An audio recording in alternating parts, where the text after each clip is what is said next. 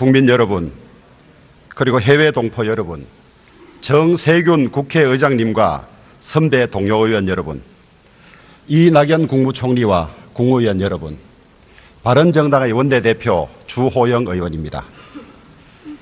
며칠 전 북한이 제6차 핵실험을 강행하면서 한반도가 미정유의 위기 상황으로 빠져들고 있습니다.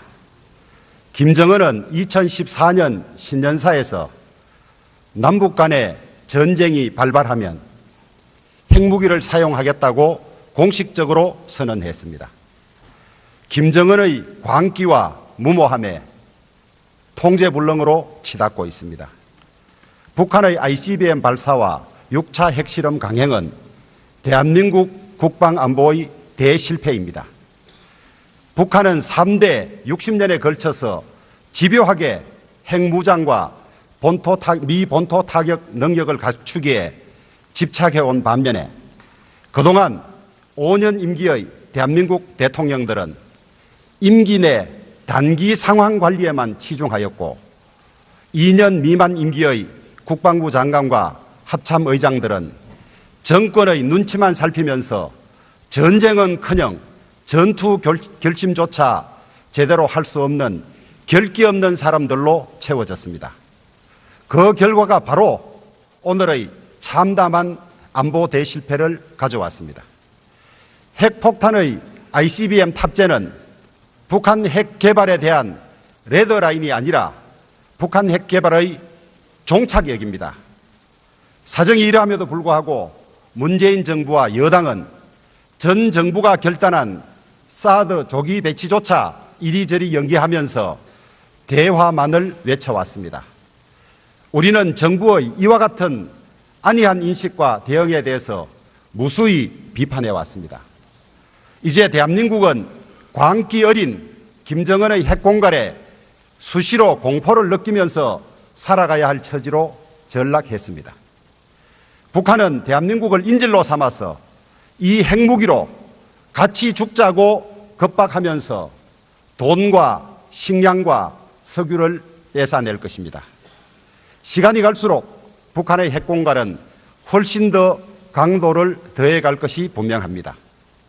전쟁을 겁낸 나라는 전쟁을 피해갈 수 없었으며 전쟁을 철저히 준비한 나라만이 평화를 지켜낼 수 있었다는 역사적 교훈을 가벼이 여기고 북핵은 협상용이며 북한은 대한민국을 상대로 절대 전쟁을 할 수 없는 나라라고 했던 사람들, 북핵에 대해서 강경 대응을 요구하면 그러면 전쟁을 하자는 말이냐면서 눈을 부릅뜨던 사람들, 지금 다 어디에 있습니까? 우리가 이 북한의 협박에 이대로 굴종해야 하는 것입니까? 이제 대한민국은 오늘의 처참한 안보 대실패를 그대로 감수하고 갈 것인지 이 문제의 궁극적 해결을 위해서 사생결단의 중대 결정을 해야 할 것인지 절박한 결단의 순간에 직면해 있습니다. 대한민국의 안위를 최종 책임진 문재인 대통령께서 현 상황의 의미와 대책을 국민들에게 직접 설명해 주실 것을 요청합니다. 결단이 필요하다면 국민들에게 희생과 고통 분담을 과감히 요청하십시오. 우리 국민들은 나라를 지키는 일이라면 어떤 고통도 감내할 준비가 되어 있습니다. 잃었던 나라를 피로써 되찾고 6.25 전쟁에서 목숨을 바쳐 나라를 지켜낸 우리 국민들은 이런 절박한 위기에 그대로 앉아 계실 리가 없습니다. 저희 바른정당은 대선 때부터 안보 문제에 있어서만큼은 가장 현실적이고 강력한 방안을 마련해 왔다고 자부합니다. 문재인 대통령과 여당은 저희 바른정당의 안보 국방 관련 대책을 부디 경청하시고 반드시 실행해 주실 것을 요청합니다. 첫째, 다층 미사일 방어 체제를 조속히 구축해야 합니다. 상층, 중층, 하층에서 단계마다 요격 가능한 중첩적 미사일 방어 체계를 철동같이 구축해야 합니다. 이와 같은 다층 미사일 방어 체제를 갖추는 데는 10조 남짓이면 된다고 합니다. 국민의 복지를 확대하는 것도 중요한 일이지만 대한민국의 안전과 국민의 생명을 지키는 일은 최우선입니다. 구축 가능한 방어 체계를 포기하는 것은 대통령의 치명적인 직무유기입니다. 대통령께서 앞장서서 조속히 이 조치를 취하여 주시기 바랍니다. 둘째, 핵 균형을 만들어내야 합니다. 전술핵 재배치가 되든 핵 공유가 되든 우리도 핵을 직접 관리함으로써 우리의 적극적인 핵 보복 능력 때문에 북한이 절대 핵을 쏠 수 없는 상황을 만들어 놓아야 합니다. 아울러 이에 버금가는 대량 응징 보복 수단까지 갖추면 더할 나위가 없겠습니다. 셋째, 한미 동맹을 더욱 공고히 해야 합니다. 북핵 문제를 해결하기 위해서는 강력한 국제 제재와 빈틈없는 최대한의 압박이 최선의 방책이며 한미 동맹을 근간으로 한 미국과의 공동 보조가 최우선입니다. 그런데 이 결정적인 시기에 한미 관계가 철석 같지 않은 징후들이 여러 곳에서 드러나고 있습니다.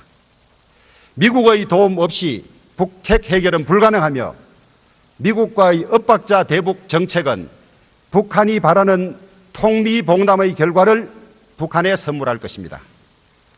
뿐만 아니라 첫째의 다척 미사일 방어체제 구축과 둘째의 핵균형을 만들기 위해서도 미국의 협력은 필수 불가결하기 때문입니다.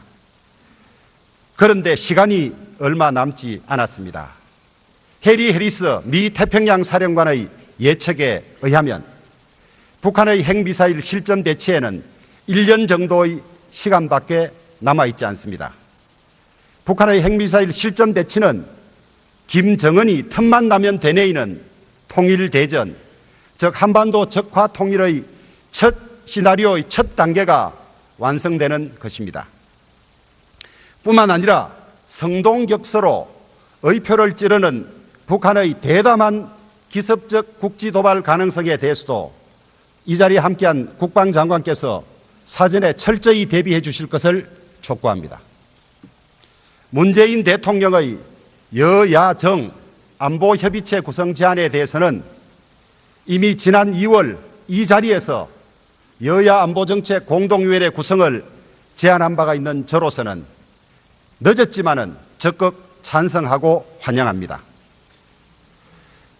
존경하는 국민 여러분, 문재인 정부는 박근혜 정부의 헌정 파괴에 대해 적폐청산을 앞세운 촛불 민심으로 탄생했습니다. 저 자신은 나라다운 나라를 만들겠다, 모든 국민들의 대통령이 되고 싶다는 문재인 대통령에게 상당한 기대를 걸었던 것이 사실입니다.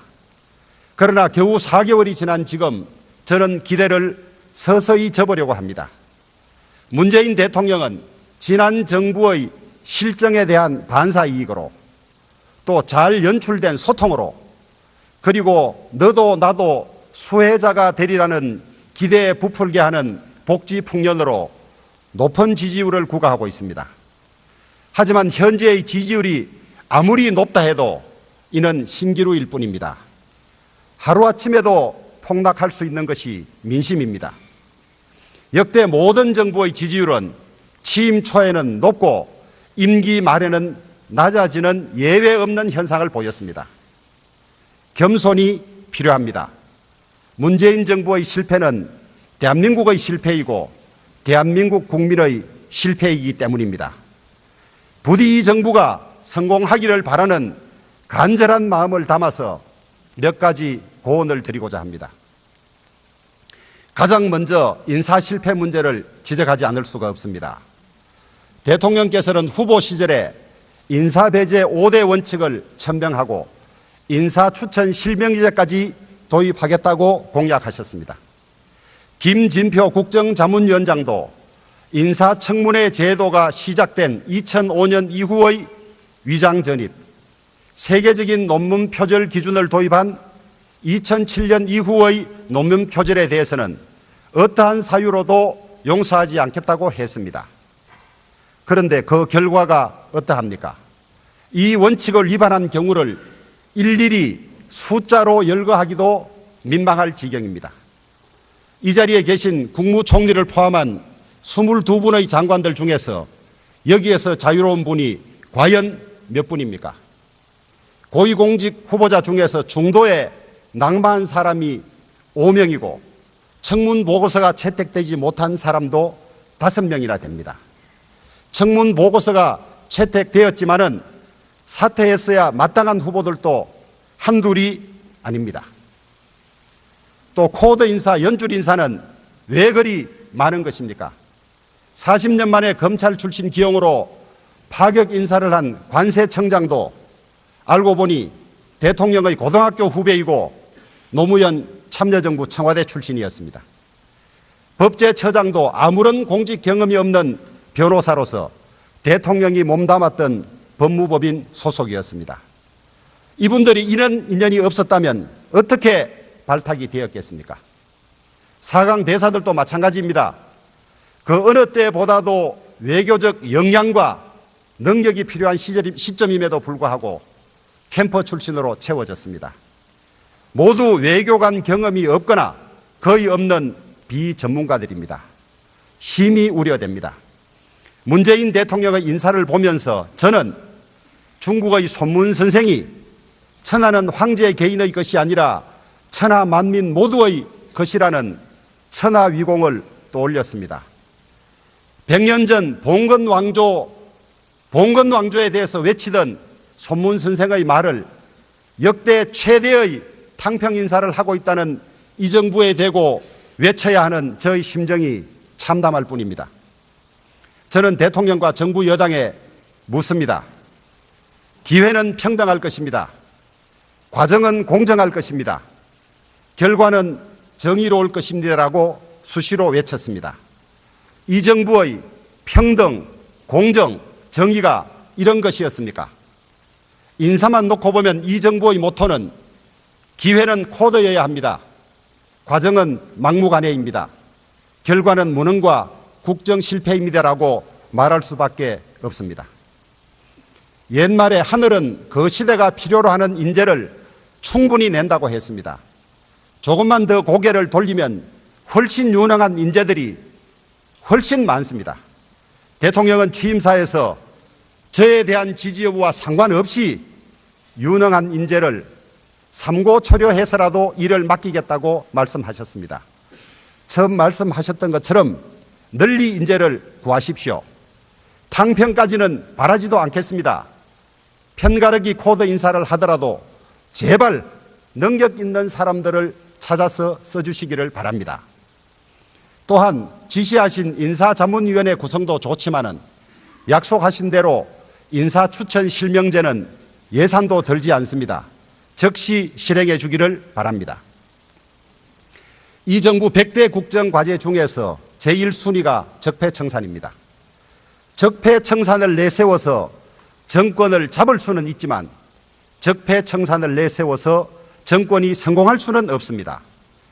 적폐청산에 국가 에너지를 소진할 정도로 나라 사정이 한가하지도 않습니다. 국민들이 문재인 정부에 바라는 참된 적폐청산은 무엇보다 지난 시대 적폐를 가능하게 했던 제왕적 권력 시스템의 청산과 정비입니다. 그러므로 적폐청산은 이 제왕적 권력 시스템을 물려받은 문재인 정부가 자기 자신의 권력을 스스로 쳐내는 것에서 시작하여야 합니다. 적폐 프레임은 낡은 보수 진영이 정략적 공격을 위해서 사용하던 종북 프레임과 하등 다를 바가 없습니다. 진실로 바라건대 마음에 새겨 넣은 분노와 원한이 있다면 그 블랙리스트를 이제는 활활 태워 없앨 것을 부탁합니다. 존경하는 국민 여러분, 최고의 헌법 해석기관인 헌법재판소장은 가장 중립적이고 가장 보편적인 분이 지명되어야 합니다. 대통령이 지명한 김희수 헌법재판소장 후보자의 경우는 더불어민주당이 추천했던 재판관이기에 중요한 결정마다 그 중립성에 커다란 의심을 받을 수밖에 없습니다. 통진당 해산 심판에 있어서 유일하게 반대 의견을 내므로써 보편적인 국민들의 법 감정에 반할 뿐만 아니라 군내 동성애를 처벌하는 군형법 제92조 5에 대하여 위헌 의견을 가짐으로써 또 다른 논란에 휩싸여 있습니다. 또 임기가 1년밖에 남아있지 않은 김 후보자의 임명을 허용한다면 대통령이 불과 1년 뒤에 새 헌법재판소장을 지명할 수 있게 됨으로써 다른 8분의 헌법재판관들의 재판에도 영향을 줄 수 있게 됩니다. 헌재의 안정과 독립성을 심히 해칠 우려가 있는 선택으로서 김 후보자의 지명은 헌재의 무력화, 헌재의 파괴로 이어질 수 있다는 것이 바른정당의 생각입니다. 문재인 대통령께서 코드에 맞는 법원 내 특정 성향 연구단체인 우리법연구회와 그 후신격인 국제인권법연구회 출신 인사들을 사법기관 곳곳에 포진시킴으로써 상호 견제로서 독주를 막아야 할 사법기관 간의 조직 운영 원리를 깨면서까지 사법기관을 장악하려 한다는 의심을 받고 있습니다. 엄정 중립을 지켜야 할 사법부가 코드에 맞는 인사들로 채워짐으로써 사법부의 신뢰에 큰 우려를 자아내고 있습니다. 대법원장 후보에는 우리법연구회 출신이자 국가인권법연구회 초대 회장인 김명수 춘천지방법원장이 지명되었습니다. 김 후보자의 지명 뒤에는 국제인권법연구회 간사를 지낸 현 김형년 청와대 법무비서관이 있습니다. 또한 문재인 정부의 첫 대법관으로 임명된 박정화 대법관 역시 우리법연구회 출신이고 법무부의 핵심 요직인 법무실장에 임명된 부장판사 출신 이용구 변호사도 같은 모임 출신입니다. 뿐만 아니라 최근 법원 게시판에 재판이 곧 정치라고 말해도 좋다, 개별 판사 저마다의 정치 성향을 존중하여야 한다고 글을 올려서 국민들을 경악하게 했던 인천지법의 한 판사도 역시 위 모임 소속입니다. 가히 우리법연구회와 국제인권법연구회의 천하가 되었습니다. 현재 법조계에서는 김명수 대법원장 후보자가 대법원장에 최종 지명될 경우 제왕적인 대법원장의 인사권을 행사해서 사법부 전체를 특정 성향의 한 연구 모임이 장악하기라는 지극히 우려스러운 전망이 나오고 있습니다.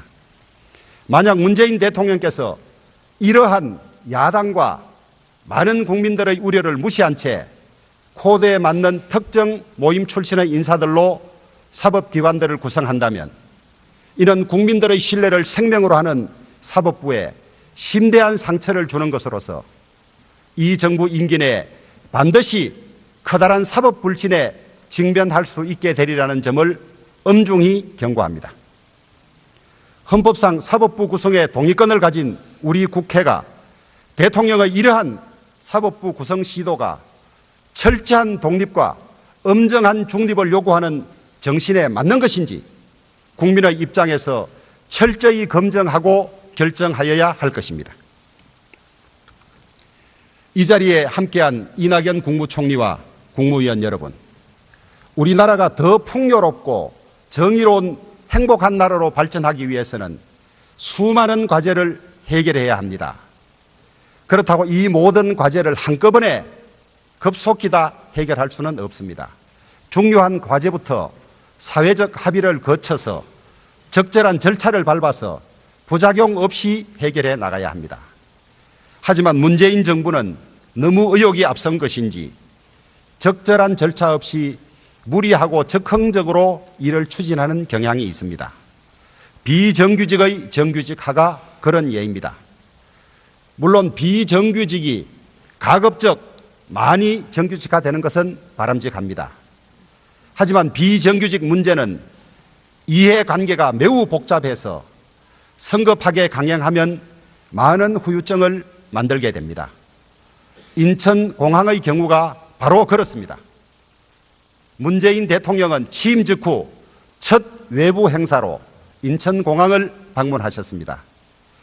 그 자리에서 공공기관 비정규직 제로 시대를 천명하셨고, 정일영 사장은 제대로 된 준비도 없이 그 이전의 정책과는 달리 인천공항 비정규직 1만 명 전원을 연내에 정규직으로 전환시키겠다고 약속했습니다. 하지만 이런 적극적 결정과 무리한 추진은 곧 벽에 부딪혔습니다. 인천공항은 협력사들에게 계약 해지를 통보했다가 협력사들의 커다란 반발에 부딪혔고 대규모 법적 분쟁의 우려를 낳고 있습니다. 기간제 교사의 정규직화 문제도 마찬가지입니다. 정부가 성급히 말을 꺼냈다가 기간제 교사와 정규직 교사 사이에, 기간제 교사와 예비교사 사이에 큰 갈등만 불러 일으켰습니다.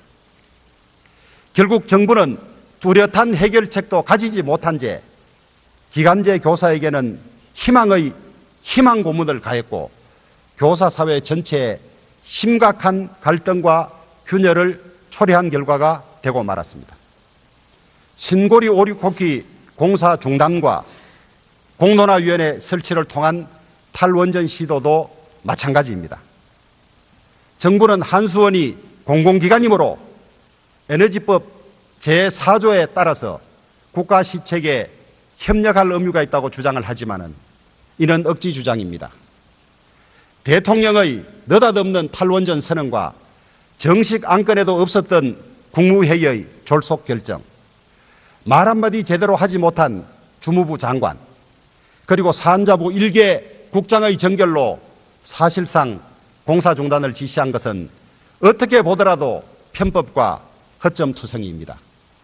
공사 중단은 규범력이 없는 근고적 에너지법 조항이 아니라 원자력안전위원회만이 원전 건설 공사의 취소와 중단을 결정할 수 있다고 명시한 구체적 규범력을 가진 원자력안전법에 따라야 합니다. 이제라도 위 세 가지 사안은 다시 적법 절차를 거쳐서 정교하게 결정하여야 하며 앞으로 적법 절차를 무시한 서리건 정책 남발은 중지되어야 합니다. 존경하는 국민 여러분, 문재인 정부는 공공일자리 창출 81만 개, 공공기관 비정규직의 정규직화, 사상 최대 16.4%의 최저임금 인상, 소위 문재인 케어로 불리는 건강보험 보장성 강화 정책 등을 발표하면서 연일 국민들의 환호를 받고 있습니다. 아마 앞으로도 더 많은 일자리, 복지 관련 정책이 발표될 것으로 예상됩니다. 겉으로만 보면 그야말로 장밋빛 미래입니다. 하지만은 내막을 들여다보면 오늘은 잔치, 내일은 빚잔치입니다. 사실 많은 국민들께서는 문재인 정부의 일자리, 복지 강화 정책을 환영하면서도 속으로는 과연 이것이 가능하겠냐고 걱정하시는 분이 많습니다. 그 걱정이 맞습니다. 정부는 100대 국정과제에 178조 원의 재원이 소요되고 이에 대한 재원 대책이 마련되어 있다고 주장하고 있습니다. 100대 국정과제에 실제로 소요될 예산은 적게는 260조에서 많게는 무려 350조에 달한다는 추계까지 나오고 있는 실정입니다. 뿐만 아니라 그 재원 조달 계획은 대선 후보 때 다르고 100대 국정과제 발표 때 다르고 또 올해 예산안에서 또 다릅니다. 한마디로 짜맞추기 계획에 불과한 것이 드러났습니다. 또 국정기획자문위원회의 국정 5개년 계획을 보면 위 178조에 더해서 추가 사업을 위해서도 80조가 넘는 재정 투자가 필요하다고 말하고 있습니다. 이에 대해서는 재원 대책조차도 마련되어 있지 않습니다. 게다가 문재인 정부는 이 모든 사업을 위해서 2%의 경제 성장률을 훨씬 넘는 확장 재정으로 총 지출을 임기 중 평균 5.8%씩 늘리겠다고 합니다. 말로는 서민 정세는 없다고 외치지만은 실은 김동연 경제부총리가 솔직히 고백했듯이 당장 내년부터 20조 중반대의 적자 국채를 발행하면서 해결할 수밖에 없으며 이 국채 발행은 고스란히 우리 국민들과 후세대들의 빚이 될 뿐입니다. 포퓰리즘은 늘 국민의 이름으로 행해지지만은 그 끝은 국민들의 고통과 몰락입니다. 우리는 치밀한 재원 조달 계획을 갖추지 않은 채 눈앞의 정치적 인기만을 위해서 무리하게 복지를 확대하려다가 나라 전체를 파탄으로 몰고 간 외국의 사례를 잘 보고 있습니다. 이 나라들은 모두 지금 문재인 정부의 정책과 판박이 정책인 평균 임금과 최저임금의 인상, 무상의료와 무상교육, 연금제도와 기초보장제도의 급속한 확대, 공무원의 대폭 정원을 시행했습니다. 그 결과 이 나라들은 현재 빈곤의 확대, 엄청난 실업률, 그리고 상상을 초월하는 수준의 인플레이션으로 지금까지도 극심한 고통에서 헤어나지 못하고 있습니다. 현명하지 못한 선의가 초래한 불행한 결과입니다. 문재인 정부는 이러한 외국 사례들을 결코 답습해서는 아니 됩니다. 이 세상에 공짜는 없습니다. 우리 세대가 잘 살자고 그렇지 않아도 저출산 고령화와 저성장으로 어려울 것이 뻔한 후손들의 몫을 우리가 빼앗아 쓰는 것은 죄악에 가깝습니다. 저는 문재인 정부의 100대 과제와 관련해서 이번에 이러한 재원 대책을 강구하고 투자 우선순위를 정리할 복지재정특위를 만들어서 여야가 머리를 맞대고 진지하게 논의해서 결론을 낼 것을 제안합니다. 문재인 정부의 노동과 복지 강화 정책은 이른바 소득주도 성장이라는 이름 아래 진행되고 있습니다. 이 정책으로 가계의 가처분 소득이 늘어나고 소비가 늘어나서 우리 경제가 성장할 수 있다는 논리입니다. 복지를 늘리면 성장이 이루어진다는 것은 전혀 검증되지 않은 허황된 주장입니다. 진보 진영 내부에서조차도 비판이 나오는 걸로 알고 있습니다. 전 국민의 생계가 달린 국가 경제가 검증되지 않은 이론의 시험장이 될 수는 결코 없습니다. 소득주도 성장은 부채주도 성장이고 결국은 성장 잠재력의 파괴로 끝나게 될 것이 명약관화합니다. 대기업과 부자들에게 법인세와 소득세를 매년 5, 6조 원씩 더 물린다고 해서 해결되지 않습니다. 5년도 가지 못할 죽음의 처방전입니다. 우리 경제는 혁신주도 성장이어야 합니다. 김대중, 노무현, 이명박, 박근혜 정부의 19년간 경제 성장률은 5년마다 1%포인트씩 하락했습니다. 이 저성장 추세에서 벗어나는 길은 오직 우리 경제의 혁신뿐입니다.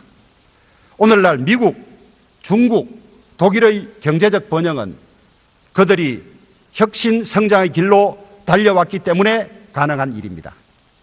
반면에 4차 산업혁명을 힘차게 이끌겠다는 문재인 정부의 4차 산업혁명 준비는 말만 무성할 뿐 내실은 거의 보이지 않습니다. 내년 정부의 연구개발 사업 예산은 올해보다 겨우 0.9% 증가한 19.6조 원으로 편성되었습니다. 문재인 정부의 내년 경제 성장률 전망치가 4.5%인 것을 감안하면 이 금액은 오히려 올해보다도 줄어든 것입니다. 정부가 새로운 산업혁명을 제대로 준비하지 못한다면 민간 차원의 준비라도 적극 지원해야 할 것입니다. 하지만 정부는 여기에서도 역주행해서 현재 연구개발에 대한 세액 공제율 1 내지 3%를 1%씩 더 낮출 계획이라고 합니다. 조사에 의하면 이러한 세제 개편으로 향후 연구 개발 투자와 연구원들의 채용을 축소할 것이라고 답변한 기업이 무려 86%나 달했습니다. 과연 이 정부가 혁신 경제에 대해서 기본적인 이해라도 하고 있는 것인지, 대한민국의 미래 성장을 이끌어낼 능력이 있는 것인지 의심하지 않을 수 없습니다. 거듭 말씀드립니다. 검증되지도 않고 시험 삼아서 해보는 소득주도 성장에 아까운 재원을 낭비해서는 안 됩니다. 공공부문 일자리를 만드는데도 그렇게 많은 세금을 낭비해서는 안 됩니다. 미래 세대에 대한 세금 폭탄일 뿐입니다. 정부는 세금을 공무원 늘리는 데 쓰지 말고 4차 산업혁명의 기수들에게, 또 창업을 하려는 청년들에게, 도약의 마중물을 기다리는 중소, 중견기업인들에게 써야 합니다. 짧게 말씀드리겠습니다. 지금 국회에서는 30년 만에 개헌특위가 구성되어 가동되고 있습니다. 개헌의 호기는 자주 오지 않습니다. 각 정파는 당리당략을 떠나서 이번 기회에 꼭 개헌을 이루어야 한다는 절박함으로 최선을 다해서 양보하고 타협하고 결단해야 합니다. 국회 정세균 국회의장과 선후배 동료 의원 여러분, 최근 더불어민주당에서 국회 선진화법을 개정해야 한다는 주장이 나오고 있습니다.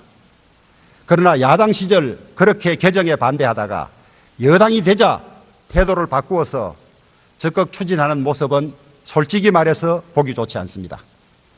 저는 처음부터 꾸준히 국회 선진화법 조항이 위헌이라는 소신을 가지고 있었기 때문에 개정 과정에서도 적극 반대했습니다마는 2015년에는 제 이름으로 헌법재판소에 권한쟁의 심판까지 요청한 사실이 있었습니다.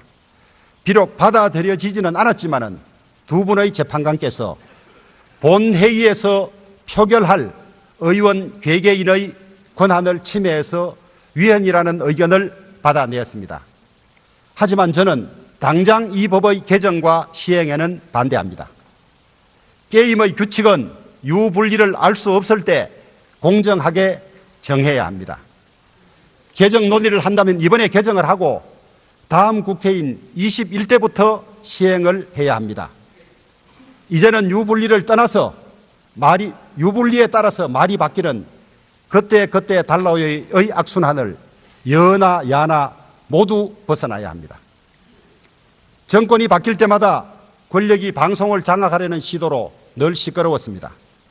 방송법 개정 문제와 김장겸 MBC 사장에 대한 체포영장 발부 문제에서 보는 것처럼 문재인 정부 아래서도 방송 장악 시도는 여전히 그치지 않고 있습니다. 현재 국회에 계류 중인 방송법 개정안은 방송의 공공성과 독립성을 지속적으로 보장하기 위해서 이 자리에 계신 민주당 의원 전원과 국민의당, 정의당 의원 162분이 공동으로 발의한 법안입니다. 그런데 대통령의 언급 하나로 민주당이 개정안에 소극적으로 임하고 있습니다. 이 역시 자기 모순의 부끄러운 일입니다. 말로는 방송법 개정안 추진에 변동이 없다고 하면서도 내심으로는 개정을 꺼려서 미적거린다는 오해를 받습니다. 즉시 조기 통과를 약속하시기 바랍니다. 그래야만 방송 장악 시도로 국회를 보이콧하는 자유한국당도 설득할 수 있고 파행으로 치닫는 정기국회도 원만하게 운영될 것입니다. 문재인 대통령께서도 여야의 합의를 존중하시고 방송의 공공성과 독립성에 대한 시비를 지금부터 끊어질 수 있도록 약속을 지켜주시기 바랍니다. 집권 세력의 방송 장악은 이제 민주공화국이라는 우리 대한민국에서는 영원히 서로가 종식시켜야 할 적폐 중의 적폐입니다. 존경하는 동료 의원 여러분, 우리나라는 제왕적 대통령제로 인하여 늘 역대 대통령들이 실패하였다는 사실을 실정적으로 연구해 놓은 제왕적 대통령의 종언이라는 역작이 있습니다. 요지는 다음과 같습니다. 기존의 여소야대의 양당 체제 하에서도 제왕적 대통령의 독주에 대해서 여당이 비협조하거나 극렬 반발하면서 한국 정치는 늘 대립과 파행을 거듭해 왔으며 이는 곧 대통령의 실패와 퇴임 후의 불행 그리고 국가적 혼란을 가져왔습니다. 이제는 더구나 여소야대의 국회 환경 하에 어느 한 교섭단체만이라도 반대하면 제때 법안을 처리할 수 없게 되는 국회 선진화법 조항이 엄연히 살아있는 상황입니다. 진정한 협치 이외에는 다른 방법이 없습니다. 진정한 협치만이 국민 갈등을 줄여서 국민 통합을 이루고 정권과 국민과 국가가 모두 성공하는 유일한 방법입니다. 그것은 결코 어렵지 않습니다. 결정과 권력의 공유입니다. 권력은 움켜질수록 빠져나가는 모래알과 같고 나눌수록 커지고 공고해지는 영리가 있다고 합니다. 자신을 죽이려 한 위진까지도 등용했던 당태종의 정관의 치, 자신을 엄해했던 사람들을 장관으로 임명해서 대성공을 이룬 링컨의 라이벌 내각 등은 모두 역사에 남을 정도로 크게 성공했습니다. 문재인 대통령과 여당의 코페르니쿠스적인 인식 전환을 기대합니다. 청와대는 늘 시스템이 있다고 주장하지만 제왕적 대통령 하에서는 시간이 갈수록 대통령에게 권한이 집중될 수밖에 없습니다. 만기 칠남의 권력 집중은 반드시 독선과 실패를 가져옵니다.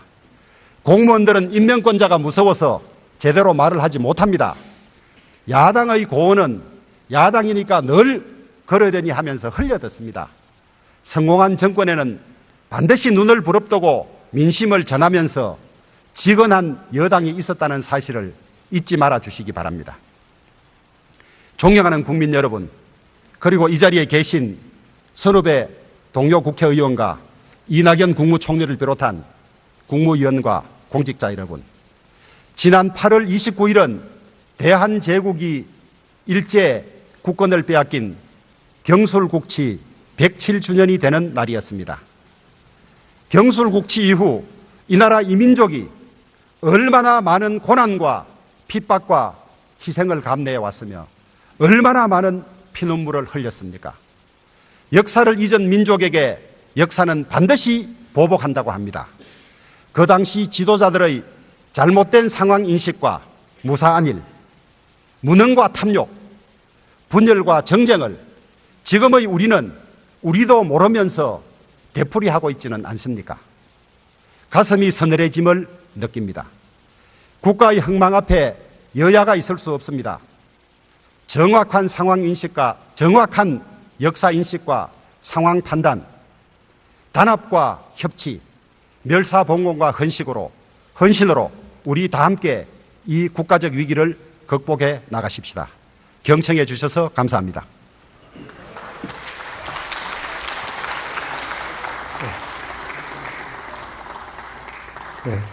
틈만 나면 되뇌이는 통일대전, 즉 한반도 적화 통일의 첫 시나리오의 첫 단계가 완성되는 것입니다.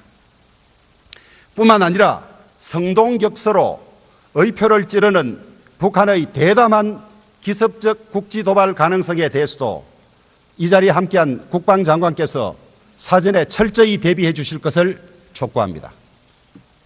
문재인 대통령의 여야정 안보협의체 구성 제안에 대해서는 이미 지난 2월 이 자리에서 여야 안보정책 공동위원회 구성을 제안한 바가 있는 저로서는 늦었지만은 적극 찬성하고 환영합니다. 존경하는 국민 여러분, 문재인 정부는 박근혜 정부의 헌정 파괴에 대해 적폐청산을 앞세운 촛불 민심으로 탄생했습니다.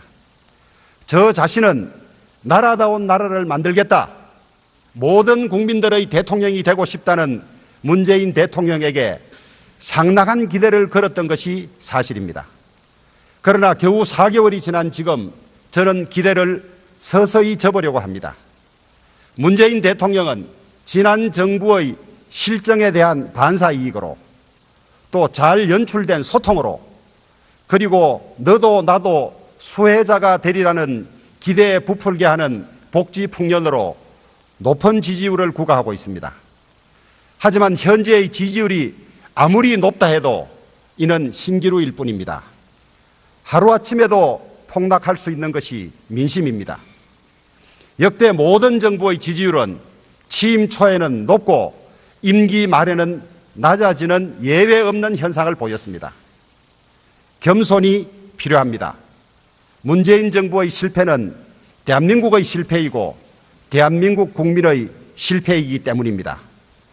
부디 이 정부가 성공하기를 바라는 간절한 마음을 담아서 몇 가지 고언을 드리고자 합니다. 가장 먼저 인사 실패 문제를 지적하지 않을 수가 없습니다. 대통령께서는 후보 시절에 인사 배제 5대 원칙을 천명하고 인사 추천 실명제까지 도입하겠다고 공약하셨습니다. 김진표 국정자문위원장도 인사청문회 제도가 시작된 2005년 이후의 위장 전입, 세계적인 논문 표절 기준을 도입한 2007년 이후의 논문 표절에 대해서는 어떠한 사유로도 용서하지 않겠다고 했습니다. 그런데 그 결과가 어떠합니까? 이 원칙을 위반한 경우를 일일이 숫자로 열거하기도 민망할 지경입니다.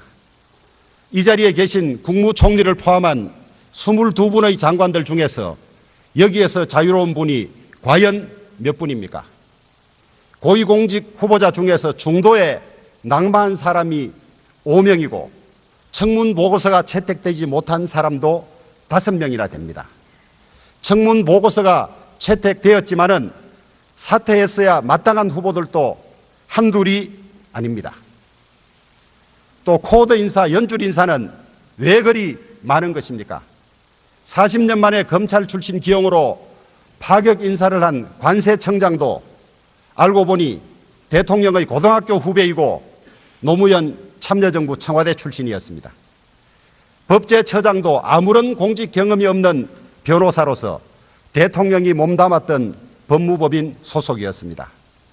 이분들이 이런 인연이 없었다면 어떻게 발탁이 되었겠습니까? 4강 대사들도 마찬가지입니다. 그 어느 때보다도 외교적 역량과 능력이 필요한 시점임에도 불구하고 캠퍼 출신으로 채워졌습니다. 모두 외교관 경험이 없거나 거의 없는 비전문가들입니다. 심히 우려됩니다. 문재인 대통령의 인사를 보면서 저는 중국의 손문 선생이 천하는 황제 개인의 것이 아니라 천하 만민 모두의 것이라는 천하위공을 떠올렸습니다. 100년 전 봉건왕조에 대해서 외치던 손문 선생의 말을 역대 최대의 탕평 인사를 하고 있다는 같이 죽자고 겁박하면서 돈과 식량과 석유를 뺏어낼 것입니다. 시간이 갈수록 북한의 핵공갈은 훨씬 더 강도를 더해갈 것이 분명합니다.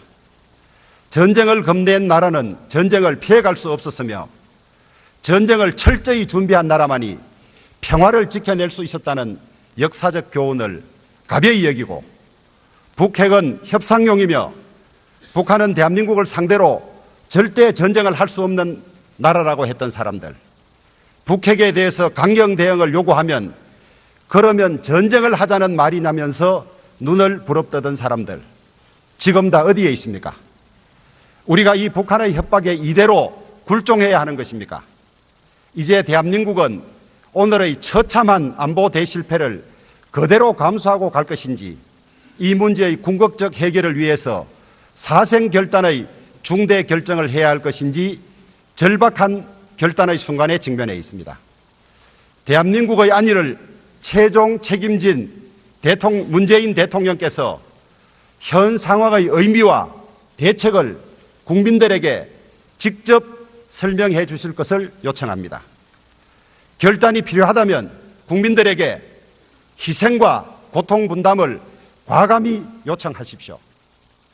우리 국민들은 나라를 지키는 일이라면 어떤 고통도 감내할 준비가 되어 있습니다. 잃었던 나라를 피로써 되찾고 6.25 전쟁에서 목숨을 바쳐 나라를 지켜낸 우리 국민들은 이런 절박한 위기에 그대로 앉아 계실 리가 없습니다. 저희 바른정당은 대선 때부터 안보 문제에 있어서만큼은 가장 현실적이고 강력한 방안을 마련해 왔다고 자부합니다. 문재인 대통령과 여당은 저희 바른정당의 안보 국방 관련 대책을 부디 경청하시고 반드시 실행해 주실 것을 요청합니다. 첫째, 다층 미사일 방어 체제를 조속히 구축해야 합니다. 국민 여러분, 그리고 해외 동포 여러분, 정세균 국회의장님과 선배 동료 의원 여러분, 이낙연 국무총리와 국무위원 여러분, 바른정당의 원내대표 주호영 의원입니다. 며칠 전 북한이 제6차 핵실험을 강행하면서 한반도가 미정유의 위기 상황으로 빠져들고 있습니다. 김정은은 2014년 신년사에서 남북 간의 전쟁이 발발하면 핵무기를 사용하겠다고 공식적으로 선언했습니다. 김정은의 광기와 무모함에 통제불능으로 치닫고 있습니다. 북한의 ICBM 발사와 6차 핵실험 강행은 대한민국 국방안보의 대실패입니다. 북한은 3대 60년에 걸쳐서 집요하게 핵무장과 미 본토 타격 능력을 갖추기에 집착해온 반면에 그동안 5년 임기의 대한민국 대통령들은 임기 내 단기 상황 관리에만 치중하였고 2년 미만 임기의 국방부 장관과 합참의장들은 정권의 눈치만 살피면서 전쟁은커녕 전투 결심조차 제대로 할 수 없는 결기 없는 사람들로 채워졌습니다. 그 결과가 바로 오늘의 참담한 안보 대실패를 가져왔습니다. 핵폭탄의 ICBM 탑재는 북한 핵 개발에 대한 레드라인이 아니라 북한 핵 개발의 종착역입니다. 사정이 이러함에도 불구하고 문재인 정부와 여당은 전 정부가 결단한 사드 조기 배치조차 이리저리 연기하면서 대화만을 외쳐왔습니다. 우리는 정부의 이와 같은 안이한 인식과 대응에 대해서 무수히 비판해 왔습니다. 이제 대한민국은 광기 어린 김정은의 핵공갈에 수시로 공포를 느끼면서 살아가야 할 처지로 전락했습니다.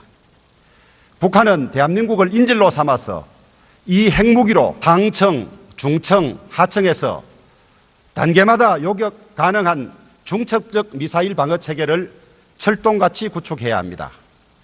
이와 같은 다층 미사일 방어 체제를 갖추는 데는 10조 남짓이면 된다고 합니다. 국민의 복지를 확대하는 것도 중요한 일이지만 대한민국의 안전과 국민의 생명을 지키는 일은 최우선입니다. 구축 가능한 방어 체계를 포기하는 것은 대통령의 치명적인 직무유기입니다. 대통령께서 앞장서서 조속히 이 조치를 취하여 주시기 바랍니다. 둘째, 핵 균형을 만들어내야 합니다. 전술핵 재배치가 되든 핵 공유가 되든 우리도 핵을 직접 관리함으로써 우리의 적극적인 핵 보복 능력 때문에 북한이 절대 핵을 쏠 수 없는 상황을 만들어 놓아야 합니다. 아울러 이에 버금가는 대량 응징 보복 수단까지 갖추면 더할 나위가 없겠습니다. 셋째, 한미 동맹을 더욱 공고히 해야 합니다. 북핵 문제를 해결하기 위해서는 강력한 국제 제재와 빈틈없는 최대한의 압박이 최선의 방책이며 한미 동맹을 근간으로 한 미국과의 공동 보조가 최우선입니다. 그런데 이 결정적인 시기에 한미 관계가 철석 같지 않은 징후들이 여러 곳에서 드러나고 있습니다. 미국의 도움 없이 북핵 해결은 불가능하며 미국과의 엇박자 대북 정책은 북한이 바라는 통미봉담의 결과를 북한에 선물할 것입니다. 뿐만 아니라 첫째의 다층 미사일 방어체제 구축과 둘째의 핵균형을 만들기 위해서도 미국의 협력은 필수 불가결하기 때문입니다. 그런데 시간이 얼마 남지 않았습니다. 해리 해리스 미 태평양 사령관의 예측에 의하면 북한의 핵미사일 실전 배치에는 1년 정도의 시간밖에 남아있지 않습니다. 북한의 핵미사일 실전 배치는 김정은이